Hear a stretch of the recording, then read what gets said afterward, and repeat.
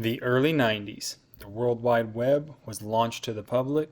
Tonight, the information superhighway and one of its main thoroughfares, an online network called Internet. Terminator 2 was the highest grossing film, and Home Improvement was one of the most popular shows on TV.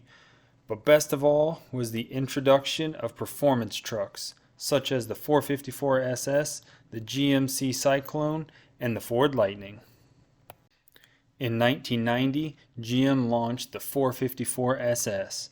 This was a full-size truck, but it was in its lightest version, being a single cab, short bed.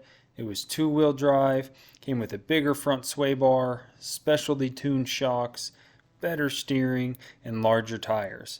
The powertrain was taken straight from the heavy-duty line of trucks. It was a 454 cubic inch V8, rated at a whopping 230 horsepower, but an impressive 385 foot-pounds of torque.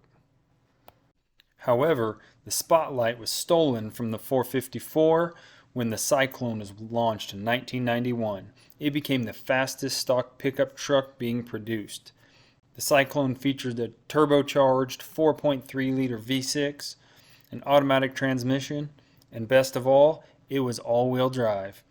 It made 280 horsepower, 350 foot-pounds of torque, and did 0 to 60 in 5.3 seconds, which was the exact same 0 to 60 time as the Corvette that year. Fast forward 2 years to 1993, and Ford decided to join the party when they launched the first generation Lightning. It was only available in a single cab short bed configuration, and it used Ford's existing 351 Windsor engine, but it was upgraded with high-flow GT40 heads and aluminum alloy pistons to increase the output to 240 horsepower and 340 foot-pounds of torque. The 351 was mated to an upgraded E4 OD with an aluminum drive shaft, 410 gears, and 17-inch wheels. It also had unique Lightning badging, custom front air dam, and it was the very first ever F-Series truck to offer bucket seats. The suspension was made stiffer and lowered 1 inch in the front and 2.5 in the back. The first gen Lightning would do 0 to 60 in 7.2 seconds and sold 11,563 units between 1993 and 1995. From 1996 to 1998, the Lightning was completely missing from the Ford lineup. Fortunately, Ford was working on the second generation, and it was coming back with a vengeance. In 1999, the SVT Lightning was reintroduced with a new body style and a whole laundry list of goodies. It was now equipped with the Triton 5.4 paired with an Eaton supercharger, making 360 horsepower and 440 foot-pounds of torque.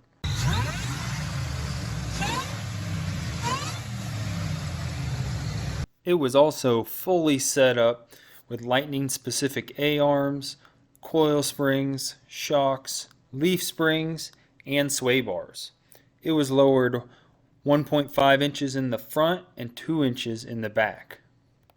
It came with custom seats, badging, wheels, as well as a unique body kit with paint-matched bumpers and side skirts. In 2001, Ford made a few engine modifications that brought the horsepower to 380 and the torque up to 450.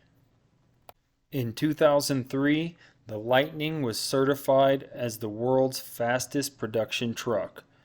The truck ran through the 2004 model year, which actually carried the old body style 1 year further than the standard F-150 that was revamped in 2004.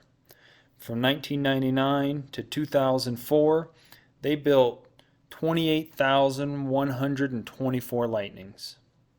While 2004 was the last production year for the Lightning, Ford actually showcased a concept 2005 Lightning that was basically a super truck. It was at the 2003 Detroit Auto Show, and man did they deliver. The new Lightning was based on the new body style 2004 F-150. it was equipped with an all-aluminum 5.4 liter dual overhead cam supercharged V8 that was conservatively rated at 500 horsepower and 500 foot-pounds of torque. They also had a trick up their sleeve with this new Lightning. This is one of those features that I really wish would have become a reality. It was a patented technology they called the supercooler system. With a traditional intercooler system, heat from the supercharger is dissipated through a front-mounted air-cooled radiator. With the supercool system, the vehicle's air conditioner is used to chill a small reservoir of coolant all the way down to 30 degrees Fahrenheit. And on demand, the system switches the intercooler flow from its normal circulation and dumps the chilled coolant into the intercooler. This can result into as much as a 50 horsepower bump for short bursts of 30 to 45 seconds, and this system can regenerate for the next run in around 2 minutes. If all that wasn't enough, they used a Tremec T56 transmission. This is the same 6-speed manual transmission that was used in the Terminator Cobras. They incorporated it with a short throw console-mounted shifter that was completely new to a pickup.